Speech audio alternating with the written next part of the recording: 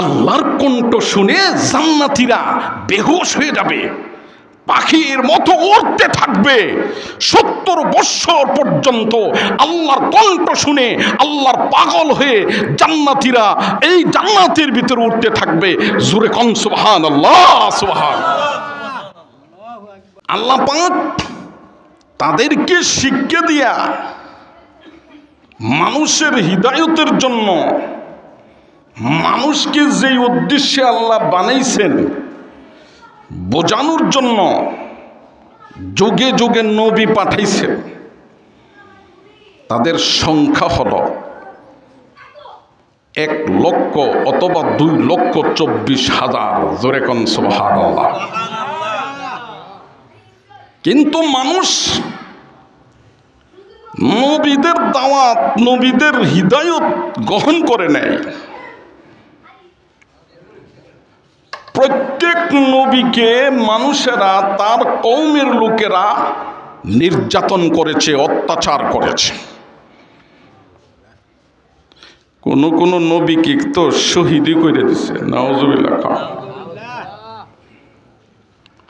ইয়াহইয়া আলাইহিস সালাম, জাকারিয়া আলাইহিস সালাম, ওনাদেরকে তার কওমের লোকেরা শহীদ করে দিছে। তোমরা আল্লাহর কথা কি বলো, জান্নাত জাহান্নামের কথা কি বলো, এগুলো আমরা বুঝি না, তোমাকে রাখবো না, মেরে ফেলবো। অনেকে মেরেই ফেলছে। আর যত নবী ওনারা ছিলেন, একজন নবীও জন্মভূমিতে থাকতে পারে নাই, তার বংশের লোকের নির্যাতন অত্যাচারে জন্মভূমি ছাড়তে বাধ্য হয়েছেন। ইতিহাস আপনারা জানেন। এখানে আমি প্রায় তাফসীর শুরু থেকে এখানে তাফসীর করে আসছি। বহু বৎসর বহু ঘটনা শুনেছি। নবীগণকে এলাকাতে থাকতে দেয় না, নির্যাতন করেছে, অত্যাচার করেছে, ঘর বাড়ি ছাড়তে বাধ্য করেছে। নবীগণ দেশান্তর হয়েছেন। শেষ পর্যন্ত আপনার আমার নবী, আখির নবী, বিশ্ব নবী, রাহমাতুল লিল আলামিন, যাকে সৃষ্টি না করা হলে পৃথিবীর কোনো কিছু সৃষ্টি করা হতো না, যার সৃষ্টি সমস্ত মাখলুকাতের পূর্বে। সুবহানাল্লাহ।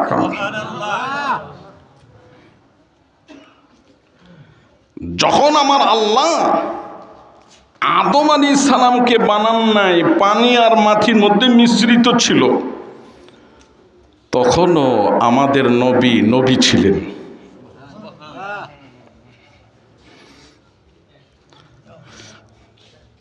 হযরত ঈসা আলাইহিস সালামকে আমার আল্লাহ এই পৃথিবী থেকে আসমানে ওঠানোর পর প্রায় 600 বৎসর, 570 বৎসর পর্যন্ত পৃথিবী নবীবিহীন ছিল। মানুষ বর্বরতার যুগে চলে গেছিল। সেই যুগটাকে বর্বরতার যুগ বলা হইতো, মূর্খের যুগ বলা হইতো। অসুবিধা হইতেছে আপনাদের? আল্লাহকে বলে গেছিল,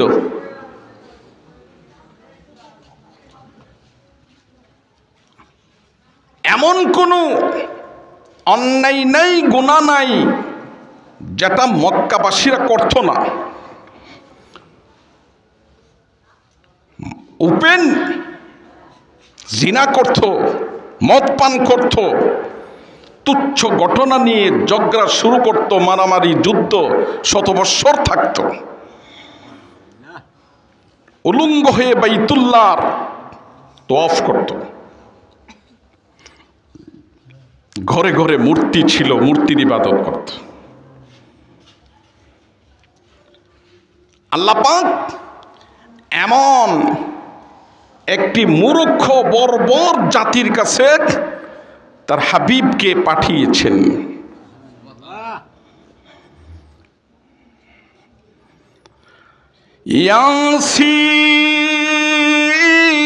ইয়াসিন ওয়াল কুরআনিল হাকীম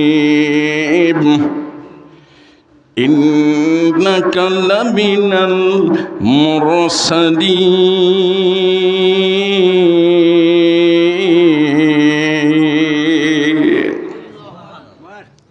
আমার হাবিব, আমি কোরআনের কসম খেয়ে বলছি, আপনাকে রাসূল বানায় পাঠাইছি। এমন জাতি মা তুনজির আবাউহুম, তাদেরকে কেউ জাহান্নামের ভয় দেখাই নেয়। সেই জাতির সামনে যখন আমাদের রাসূল আল্লাহর একত্ববাদের কথা প্রকাশ করলেন, কুলু লা ইলাহা ইল্লাল্লাহ তুফলিহু, যে তোমরা মূর্তির ইবাদত করবা না, লা ইলাহা ইল্লাল্লাহ পড়ো, কামিয়াব হো যাওগে, সফল হয়ে যাইবে। সাথে সাথে চাচা আবু লাহাব প্রতিবাদ করেছে। নাউযুবিল্লাহ। আলী হাদা জামাআতানা ইয়া মুহাম্মদ তাব্বান লাকা সাইরাল ইয়াউম। হে মুহাম্মদ, তুমি এক আল্লাহর দাওয়াত দিচ্ছ, এত ছোট্ট একটা কাজ, এই জিনিসটার জন্য আমাদের পুরাটা দিন তুমি নষ্ট করে ফেলেছ, তুমি ধ্বংস হয়ে যাও। আমাদের রাসূলের বিরোধিতা শুরু করে দিয়েছে। আল্লাহ পাকের নির্দেশ, একত্ববাদের দাওয়াত শুরু করেন। আগে বংশের কাছে শুরু করেছেন, বংশের লোক মানে নাই, দুশ্মন হয়ে গেছে বড় বড়। আবু জেহেল, আবু লাহাব, উতবা, শাইবা, উকবা ইবনে আবি মুঈত, আবু সুফিয়ান, বড় বড় সর্দার যারা ছিল, সব রাসূলের শত্রু। আল্লাহ পাক যাদের ভাগ্যে হিদায়ত লিখে দিয়েছেন, তারা তো মুসলমান হয়ে গেছে। হযরতে আবু বকর, হযরত ওমর, হযরত ওসমান সহ আব্দুল ইবনে মাসউদ রিদওয়ানুল্লাহি আলাইহিম, ওনারা মুসলমান হয়ে গেছেন। প্রায় 700 থেকে 800 মানুষ মুসলমান হয়েছেন, বাকি সব রাসূলের দুশমন, মুসলমানের দুশমন। মুসলমানকে মক্কাতে রাখবে না সিদ্ধান্ত নিয়েছে আবু জেহেল।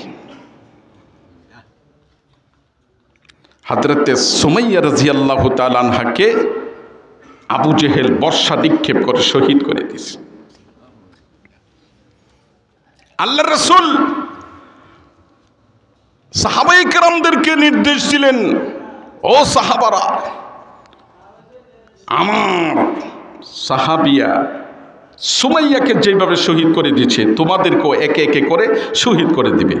তোমরা মক্কা ছেড়ে ঈমানকে হিফাজতের জন্য হিজরত করে তোমরা বিভিন্ন দেশে চলে যাও। সাহাবায়ে কেরাম বিভিন্ন দেশে চলে গেছে। আল্লাহর হাবিব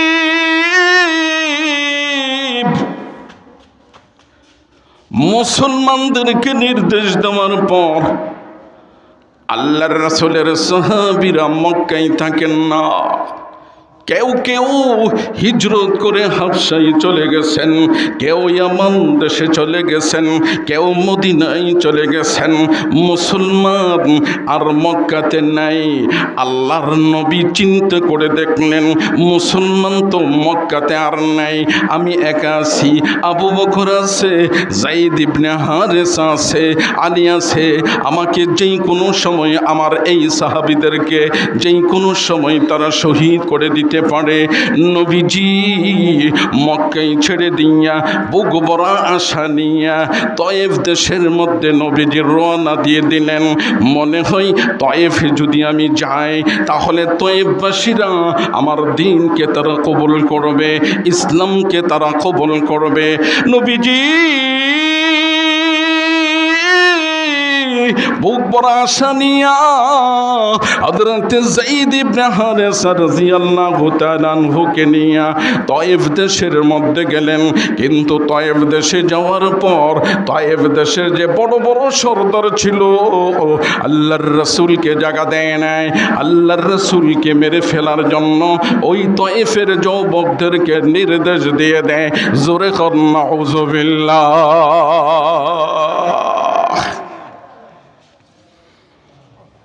মক্কার পাগল তয়েফ আইছে রে, সেজন্য আর তয়েফ থেকে মক্কা না যাইতে পারে, মেরে ফেলো। নাউযুবিল্লাহ। যুবকরা নবীজির উপর পাথর মারতে শুরু করছে। আল্লাহর নবী এই তয়েফের যুবকদের পাথরগুলো সহ্য করতে পারেন নাই। মাথাটা নবীজির ফেটে গেছে, পুরাটা শরীর আহত হয়ে গেছে, নবীজির পাওগুলো আহত হয়ে গেছে, নবীজির পুরাটা শরীর রক্তাক্ত হয়ে গেছে।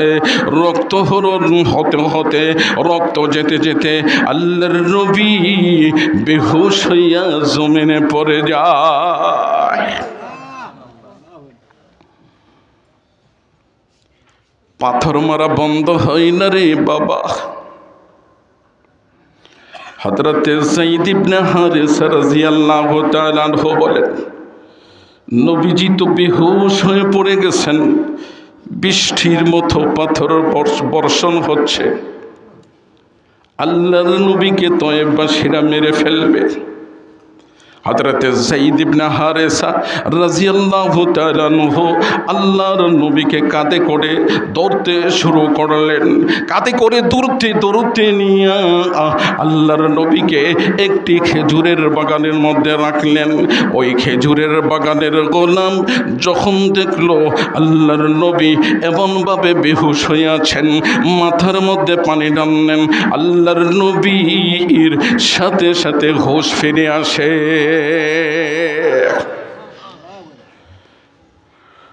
রে যায়েদ, আমি মক্কায় জায়গা পাই নাই। ওই আবু জেহেল, আবু লাহাব, উতবা সাহেবারা আমাকে মেরে ফেলার জন্য তারা পরিকল্পনা করেছিল।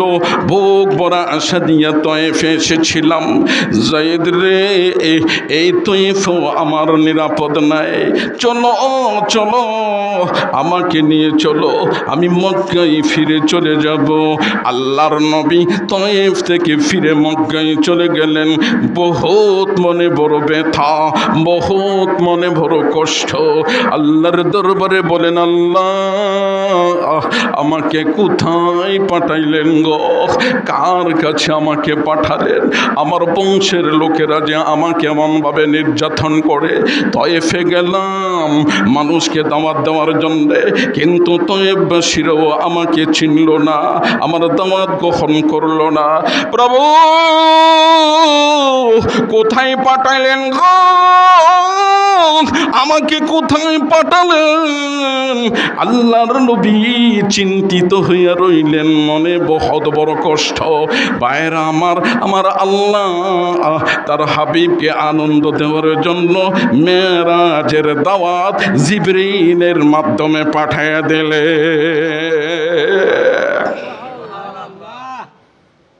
ওগো আমার হাবিব, মনে কষ্ট নেই, ব্যথা দিছে, আপনি কে? মক্কাবাসীরা চিনে না, তয়েফবাসীরা চিনে না।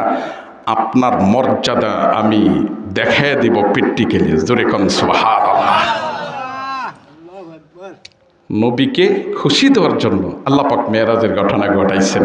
কারি তৈয়ব সাহেব রহমতুল্লাহ আলাইহি কিতাবে লিখছেন, সেই মেরাজের ঘটনা আল্লাহর নবী যখন তায়েফ থেকে ফিরে মক্কায় এসেছেন, নবীজি যখন ব্যথিত ছিলেন, নবী যখন দুঃখিত ছিলেন, নবীকে আনন্দ দেওয়ার জন্য, নবীকে খুশি করার জন্য আল্লাহ পাক জিবরাইলের মাধ্যমে মেরাজের দাওয়াত দিয়ে দিয়েছেন।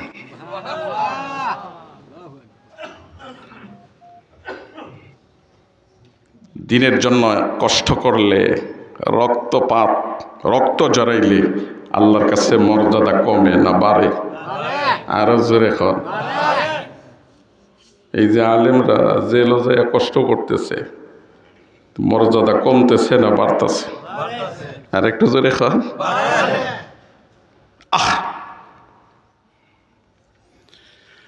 বাইরে মেঘ আল্লাহর নবী আল্লাহর দাওয়াত গ্রহণ করলেন। আমি মেরাজে যেতে রাজি আছি।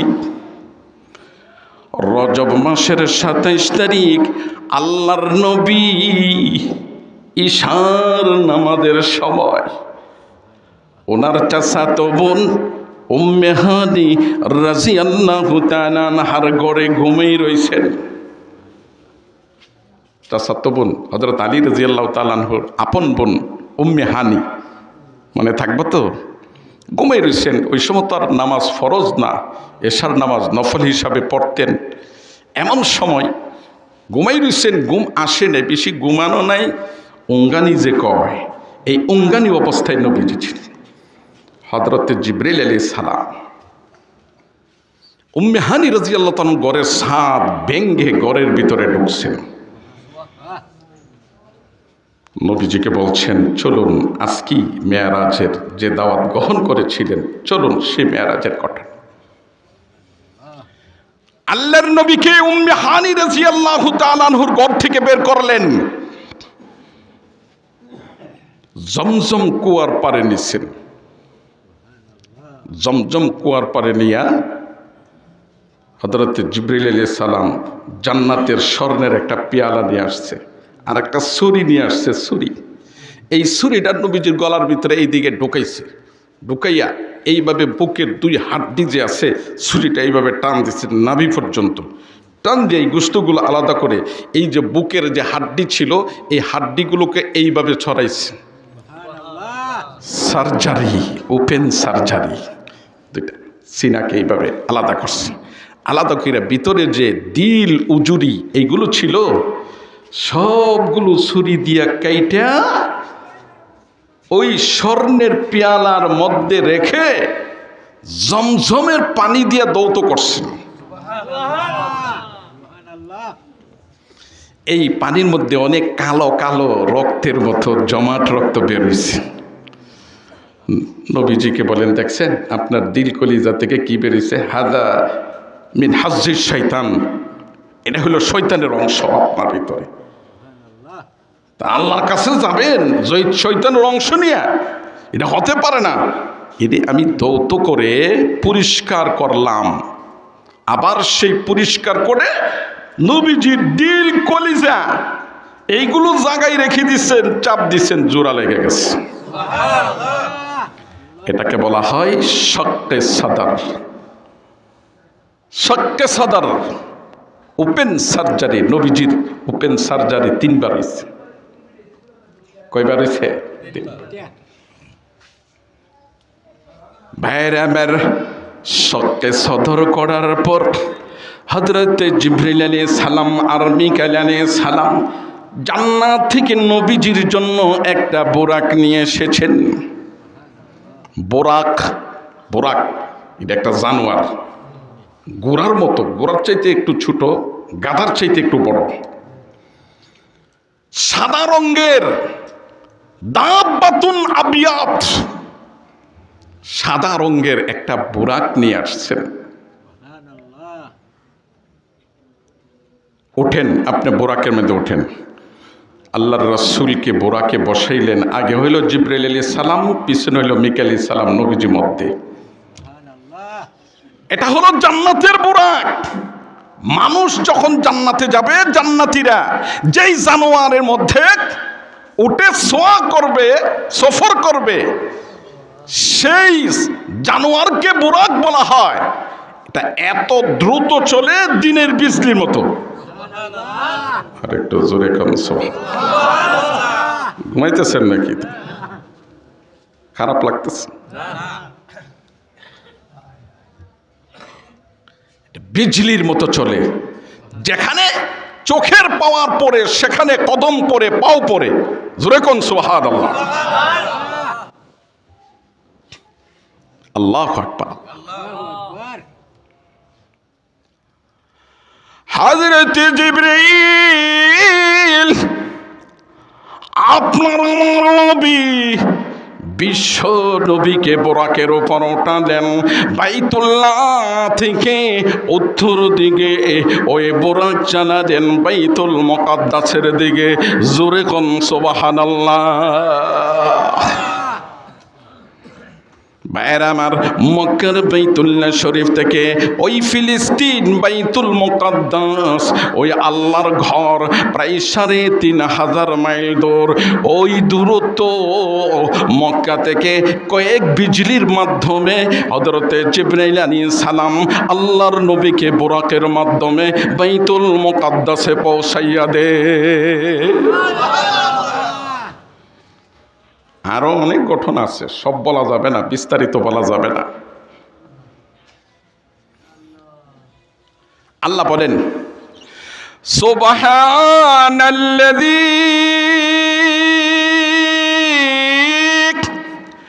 আসরা বিআবদিহি লাইলাম মিনাল মাসজিদিল হারাম ইলাল মসজিদিল আকসা আল্লাযী বারাকনা হাওলাহু লিনুরিয়াহু মিন আয়াতিনা ইন্নাহু হুয়াস সামিউল বাসীর।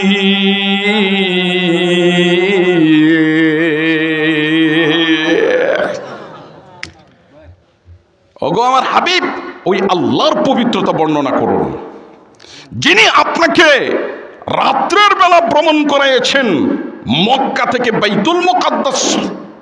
সেখান পর্যন্ত আমি আল্লাহর নিদর্শন আমি আপনাকে দেখাবো।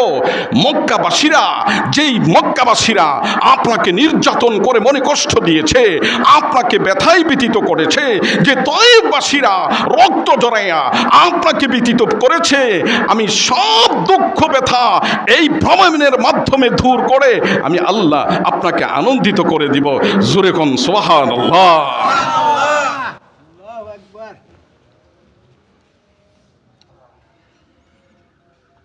ভাইয়েরা আমার, আল্লাহর নবী যখন বাইতুল মুকাদ্দাসে পৌঁছলেন, গিয়ে দেখেন বাইতুল মুকাদ্দাসে নবীজি পৌঁছার পূর্বে সমস্ত পয়গম্বর নবীদেরকে আমার আল্লাহ আগ থেকে বাইতুল মুকাদ্দাসের মধ্যে উপস্থিত করে রেখে দিয়েছেন। প্রত্যেক নবী এমন জান্নাতি একটা করে একটা বোরাক নিয়ে আসছে। এই বোরাকগুলো জান্নাতের বাইতুল মুকাদ্দাসের কাছে একটা গাছ, সেই গাছের জোরের মধ্যে বাইদা রাখছে।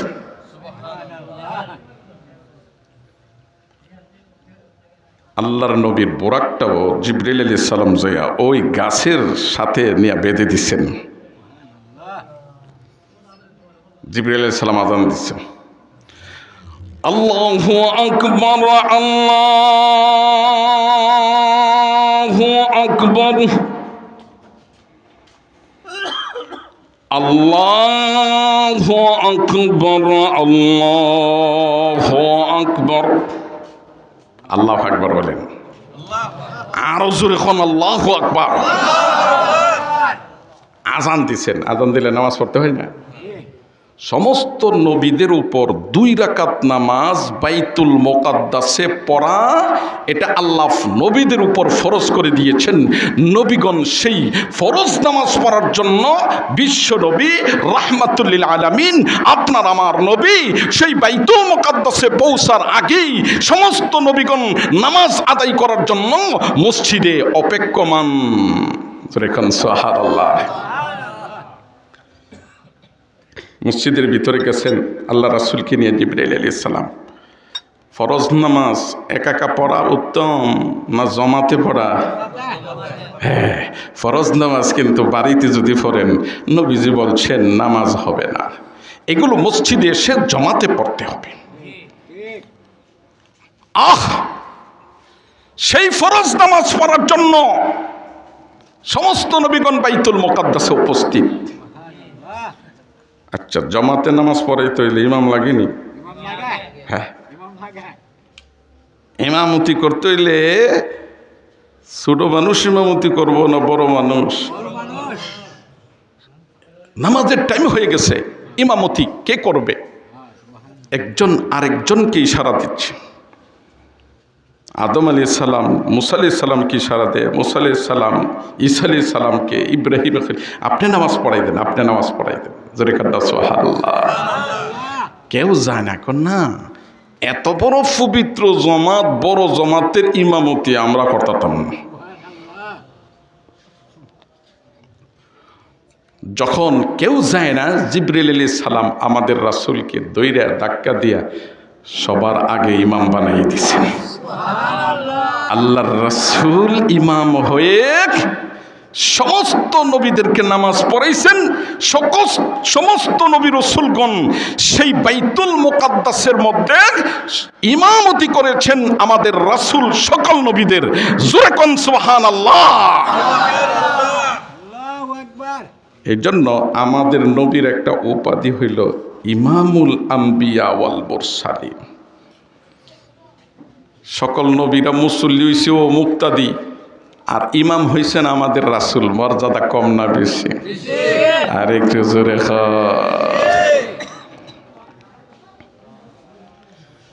যেই মাত্র নামাজ নবীজি শেষ করেছেন, আল্লাহ পাক আমাদের রাসূলকে ডাক দিয়েছেন,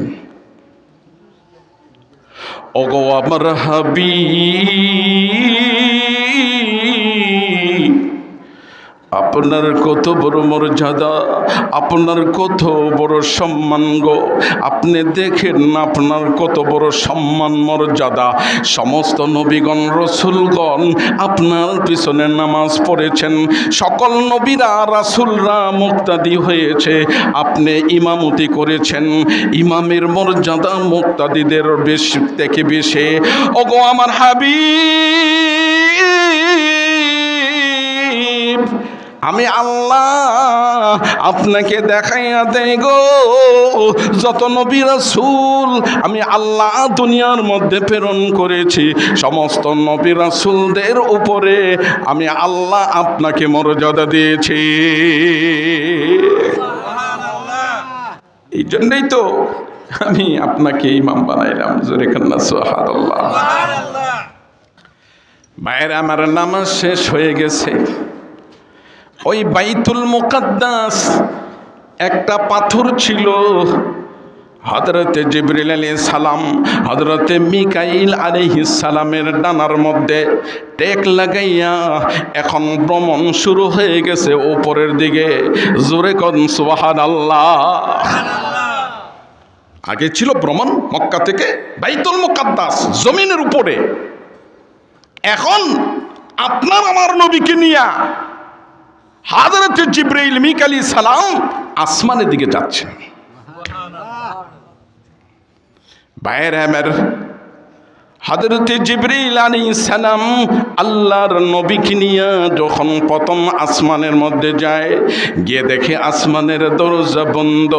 হযরতে জিবরাইল আলাইহিস সালাম ওই আসমানের দরজার মধ্যে যাইয়া আওয়াজ দিলেন।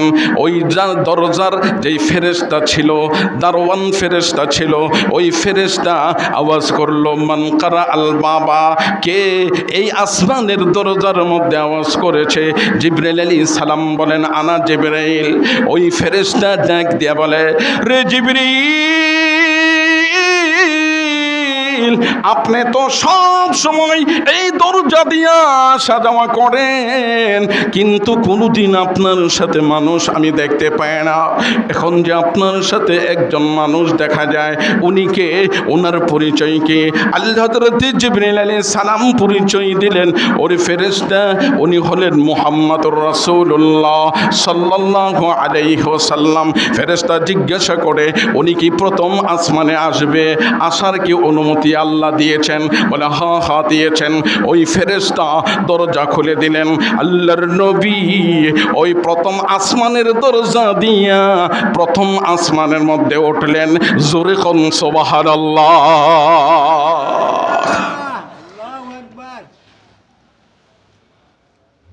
এই মেরাজ কোনো নবী রাসূলের হয় নাই, একমাত্র আপনার আমার নবী আখির নবী, বিশ্ব নবীর হয়েছে। জোরে কোন সুবহানাল্লাহ। আল্লাহর নবী যখন আসমানের প্রথম আসমানে উঠছেন, হযরতে আদম আলাইহিস সালামকে আল্লাহ পাক আগ থেকেই বসায় রাখছেন। আমার হাবিব আসবে, তাকে ওয়েলকাম দেওয়া দরকার, স্বাগত জানানোর দরকার।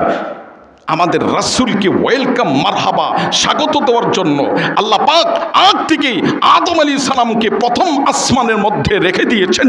আল্লাহর নবী যখন প্রথম আসমানের মধ্যে উঠলেন, আদম আলাইহিস সালাম আমাদের রাসূলকে সালাম দিয়েছেন, আসসালামু আলাইকা ইয়া নবিয়াস সালেহ ইয়া ইবনাস সালেহ, হে নেক নবী, ও নেক সন্তান, তুমি আমার সালাম গ্রহণ করো। আল্লাহর রাসূল, ওয়া আলাইকুমুস সালাম ইয়া আবি, ও আমার বাবার আপনার সালাম আমি গ্রহণ করলাম। জোরে কোন সুবহানাল্লাহ।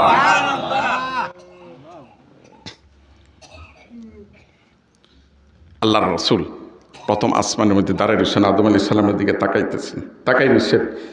আদম আলাইহিস সালামের ডাইন দিক দিয়া পিপিলিকার মতো কিছু ছোট ছোট আত্মা দেখা যায়, কালো কালো অনেকগুলো আত্মা ডাইন দিকে, আবার বাম দিকেও কিছু এমন আত্মা আছে। হযরত আদম আলাইহিস সালাম ডাইন দিকে যখন তাকান, হাসেন, খুব সুন্দর উৎফুল্ল খুশ মেজাজ হাসেন। আবার যখন বাম দিকে তাকান, কন্দন করেন, ঝরঝর করে কন্দন করেন। আল্লাহ রাসূল দেখে অবাক হয়ে গেছে, কি ব্যাপার, প্রথম আসমানে আমার আদি পিতা আদমকে দেখলাম, উনি ডাইন দিকে তাকাইলে যে হাসে, আবার বাম দিকে তাকাইলে ক্রন্দন করে, কারণটা কি? জিবরিল আলাইহিস সালামকে জিজ্ঞাসা করছে, ওরে জিবরিল, হযরতে আদম এই আসমানের মধ্যে বসে বসে ডাইন দিকে যখন তাকা তখন দেখা যায় হাসে, আবার বাম দিকে যখন তাকা তখন দেখা যায় ক্রন্দন করে। কেন রে জিবরিল, আদম ডাইন দিকে তাকাইলে হাসে, আবার কেন বাম দিকে তাকাইলে ক্রন্দন করে? তার কারণটা আমাকে জানায় দাও না।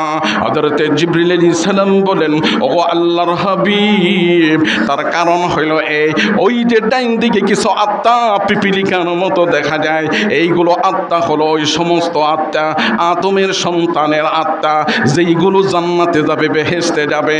এই সমস্ত আত্মাগুলোর ঠিকানা হবে জান্নাত। আদি পিতা বাবা যখন ডাইন দিকে তাকান, তাকাইয়া যখন দেখেন আমার সন্তানরা এইগুলো জান্নাতে যাবে, উনি হাসেন। আর বাম দিকে যেগুলো আত্মা দেখা যায়, কালো কালো আত্মা, ওইগুলো আত্মা হলো আদমের ওই সমস্ত সন্তান, যারা জাহান্নামে যাবে। আদম যখন দেখেন আমার এই সমস্ত সন্তানরা জাহান্নামে যাবে, এই জন্য আদম কন্দন করতে থাকেন। জোরে কোন সুবহানাল্লাহ।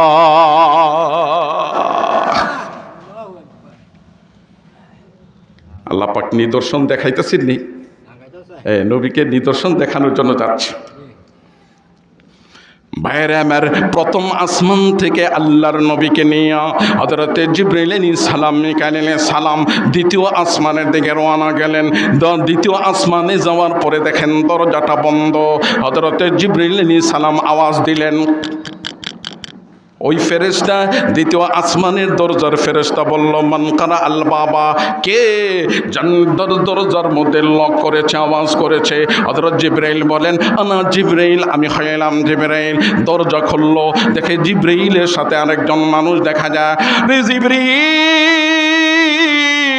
সব সময় তো আপনি এইদিকে আসা যাওয়া করেন, কিন্তু আজকে যে একজন মানুষ দেখা যায়, ওনার পরিচয় আমি জানতে চাই। জিবরাইল উনি পরিচয় দিয়ে দিলেন, ওরে ফেরেশতা, উনি হলেন মুহাম্মদুর রাসূলুল্লাহ, আল্লাহর হাবিব। ওনাকে কি দ্বিতীয় আসমানে আসার অনুমতি আছে? বলে, হ্যাঁ, আমার আল্লাহ অনুমতি দিয়েছেন দ্বিতীয় আসমানের মধ্যে ওঠার জন্য। আল্লাহর রাসূলকে নিয়ে জিবরাইল আলাইহিস সালাম দ্বিতীয় আসমানের মধ্যে উঠলেন। যাওয়ার পরে দেখেন দুই দিকে দুইজন নবী, একদিকে হলেন হযরতে জাকারিয়া আলাইহিস সালাম, আর একদিকে হলেন হযরতে ইয়াহইয়া আলাইহিস সালাম। আমাদের নবীকে দেখে দুইজন নবী দাঁড়াইয়া সালাম দিলেন, আসসালামু আলাইকা ইয়া নবিয়াস সালেহ। জোরে কোন সুবহানাল্লাহ। প্রথম আসমানে আদম নিচে রেখা দ্বিতীয় আসমানে গেছেন অভ্যর্থনা দেওয়ার জন্য। কয়জন নবী? দুইজন। একজন হইল ইয়াহইয়া, আরেকজন হল হযরতে জাকারিয়া আলাইহিস সালাম। বাইরে আমার, এরপরে তৃতীয় আসমানের মধ্যে নিলেন। এক এক আসমান থেকে দ্বিতীয় আসমান পর্যন্ত দূরত্ব হইল 500 বছর। আরো জোরে কন্যা সুবহানাল্লাহ। বাইরে আমার, হযরতে জিবরাইল আলাইহিস সালাম আল্লাহর রাসূলকে নিয়ে যখন তৃতীয় আসমানের দরজার মধ্যে গেলেন, গিয়ে দেখেন দরজাটা বন্ধ। আল্লাহর নবীকে নিয়ে জিবরাইল আলাইহিস সালাম দরজা বন্ধ পাইলেন। জিবরাইল আলাইহিস সালাম দরজার মধ্যে আওয়াজ দিলেন। ফেরেশতা একজন বলল, দারওয়ান বলল, মান কারা আল বাবা, কে দরজার মধ্যে আওয়াজ দিয়েছে? জিবরাইল বলেন, আমি জিবরাইল। দরজা খুলে দিলেন।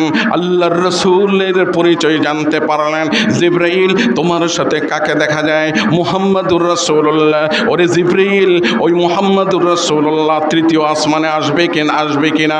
বলে, হ্যাঁ, আমার আল্লাহ অনুমতি দিয়েছেন তৃতীয় আসমানের মধ্যে ওঠার জন্য। আল্লাহর রাসূলকে নিয়ে জিবরাইল আলাইহিস সালাম তৃতীয় আসমানের মধ্যে গেলেন। যাওয়ার সাথে সাথে হযরতে ইউসুফ আলাইহিস সালাম দাঁড়াইয়া আমাদের নবীকে সালাম দিলেন। জোরে কোন সুবহানাল্লাহ।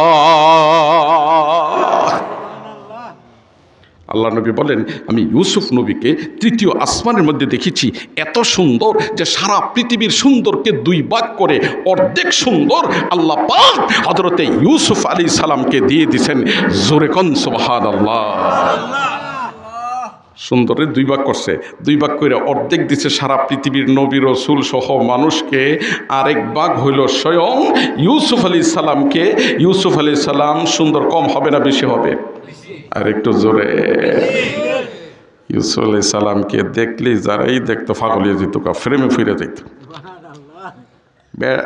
মহিলা যেমন তেমন, ওনার একদম ফুফু ছিল, ফুফু ইউসুফ আলাইহিস সালামের পাগল হয়ে গেছে। সূরা ইউসুফের এখানে তাফসীর করছি, আমি মনে পড়ে। এমনকি পুরুষরা পর্যন্ত ইউসুফ আলাইহিস সালামকে দেখে পাগল হয়ে যেত। এত সুন্দর আল্লাহ পাক হযরত ইউসুফ আলাইহিস সালামকে দিয়েছিলেন। অন্ধকার রজনীতে ঘরের ভিতরে যদি ইউসুফ আলাইহিস সালাম যাইতেন, সেই ঘরের ভিতরে যদি একটা সুই পইরা থাকতো, ইউসুফ আলাইহিস সালামের শরীরের সুন্দরে সুইটা ওঠানো সম্ভব হয়ে যেত। যারা বেহেশতে যাবে মানুষ, আল্লাহ পাক সমস্ত বেহেশতি মানুষকে ইউসুফ আলাইহিস সালামের মতো সুন্দর বানাই দিবেন। আমি আপনি যদি জান্নাতে যাইতে পারি, তো আল্লাহ পাক আমাকেও আপনাকেও ইউসুফ আলাইহিস সালামের মতো সুন্দর বানাই দিবেন জান্নাতে। জোরে কোন সুবহানাল্লাহ, সুবহানাল্লাহ। বাইরে আমার তৃতীয় আসমানের পরে হযরতে জিবরিল হযরতে মিকাইল আমার নবীকে নিয়ে চতুর্থ নম্বর আসমানের দিকে রওনা দিলেন। সেখানেও দরজা বন্ধ পাইলেন, আওয়াজ দিলেন দরজা খোলার জন্য। ফেরেশতা বলল মান কারা আল বাবা, কে দরজার মধ্যে আওয়াজ করেছে? আল্লাহর রাসূল বলেন আনা জিবরাইল। দরজা খুলে দিল।